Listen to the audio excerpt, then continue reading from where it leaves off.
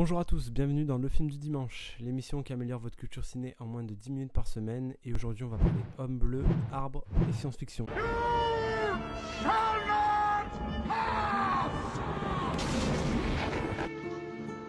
You talking to me? I am your father. Funny how? I mean, funny like I'm a clown, I amuse you? Alors, je t'entends déjà râler derrière ton PC. Oh mais Alexis, tout le monde le connaît ce film, gna gna gna. Bon alors déjà c'est ma chaîne mon petit gars, donc je fais ce que je veux. Et ensuite tu oublies que cette série de vidéos a pour but de vous faire découvrir des films certes, mais aussi de vous donner un point de vue différent sur les films. En tout cas, essayez de vous donner un maximum de clés pour comprendre le film sous tous ses aspects. Surtout pour un film comme Avatar. Bah alors, on t'entend moins là, hein? Allez, c'est pas grave, je t'aime quand même. Bon, tout d'abord, commençons par quelques informations importantes. Avatar est un film de science-fiction américain sorti en 2009. Il a été réalisé par James Cameron, notamment connu pour les deux premiers opus de la saga Terminator, mais aussi pour Titanic. Le casting est composé d'acteurs relativement peu connus du grand public pour un film de cette ampleur. Sam Worthington, qui s'est un peu perdu ensuite dans un enchaînement de blockbusters moyens comme Le Choc des Titans. Sigourney Weaver, qui est la plus connue du casting, connue notamment pour la saga Alien ou encore dans Ghostbusters. Stephen Lang, que l'on a ensuite vu dans la série Terra Nova ou le thriller Don't Breathe, mais aussi Zoe Saldana, que l'on retrouvera dans Les Gardiens de la Galaxie. Le film raconte l'histoire de Jake Sully, ancien marine immobilisé dans un fauteuil roulant envoyé sur la planète Pandora en tant que militaire grâce aux avatars, des nouvelles unités inspirées des Na'vi, le peuple vivant sur Pandora. Ce film est le plus gros succès de tous les temps avec environ 2,7 putains de milliards de dollars de recettes dans le monde. Ok. Mais a aussi séduit la critique avec une note presse de 4,3 sur 5 et 3 Oscars. Bon alors, qu'est-ce qui fait que ce film est si bon? Alors on ne va pas se mentir, ce qui a fait le succès de ce film, c'est avant tout sa forme. Tout d'abord, par sa réalisation, ce film nous en met plein la gueule. Tout est magnifique sur la planète Pandora.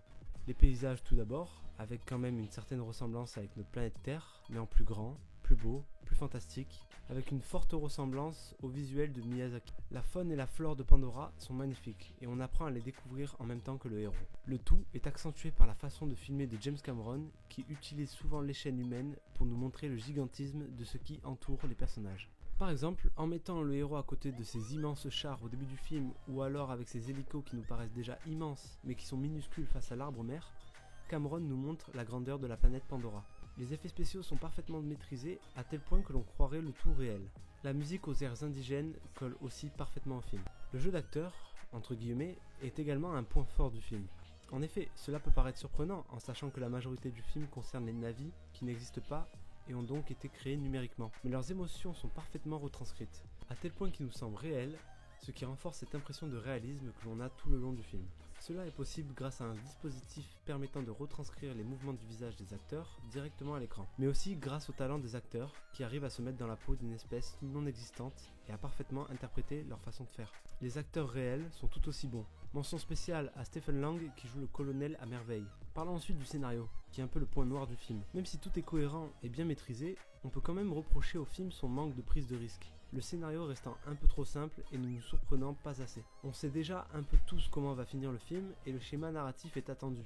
Les personnages sont stéréotypés, ont des réactions attendues et ne nous surprennent qu'à de très rares occasions. Cependant, ceci était attendu, au vu du budget colossal du film. Mais au-delà de cette immersion totale et de ce voyage que le film nous propose, ce film aborde certaines thématiques importantes. Tout d'abord, celle de la question environnementale. En effet, tout le film tourne autour de la relation des Na'vi avec leur environnement. Cette relation est mise en opposition avec le rapport des humains à la nature, qui est lui totalement à l'opposé, avec pour seul objectif l'extraction d'un minerai pour faire de l'argent. Le parallèle est certes un peu stéréotypé, avec d'un côté les méchants humains et les gentils aliens de l'autre, mais il permet quand même une certaine critique de notre relation à la Terre, base indispensable de notre existence. D'ailleurs, le héros parle parfois de celle-ci en expliquant que nous avons complètement épuisé ses ressources. Il la qualifie même parfois d'enfer. Dans un second temps, le film semble faire un parallèle flagrant entre la colonisation de Pandora et la colonisation de l'Amérique, les humains représentant les Européens et les Na'vi les Amérindiens. Et enfin, je pense que James Cameron nous donne sa vision alarmiste du futur, en envoyant des humains exploiter les ressources d'une autre planète. Il pose un constat peut-être pas si éloigné de nous que l'on pourrait le croire. Serons-nous obligés, dans quelques temps, de conquérir de nouvelles planètes car nous aurons épuisé les ressources de la nôtre? N'est-ce pas Elon Musk? Pour conclure, Avatar est avant tout une claque technique en pleine face. Le blockbuster ultime, en avance sur son temps de ce point de vue-là, est sûrement l'annonce de ce que sera le cinéma grand public dans les prochaines années. Mais au-delà de cette quasi-perfection visuelle, ce film nous envoie certains messages importants de notre époque. Quand on sait que ce film est le plus grand succès de l'histoire, savoir qu'il transmet ses messages change notre regard sur celui-ci. Alors je vais sûrement un peu m'emballer, mais d'après vous, Avatar, en plus d'être le plus gros succès de tous les temps, grâce à ce qu'il apporte au cinéma, mais aussi grâce aux messages importants envoyés à un maximum de personnes, ne serait-il pas aussi l'un des films les plus importants des dernières années?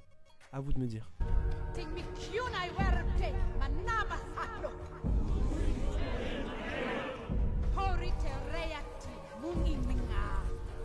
Silong si Boero na era.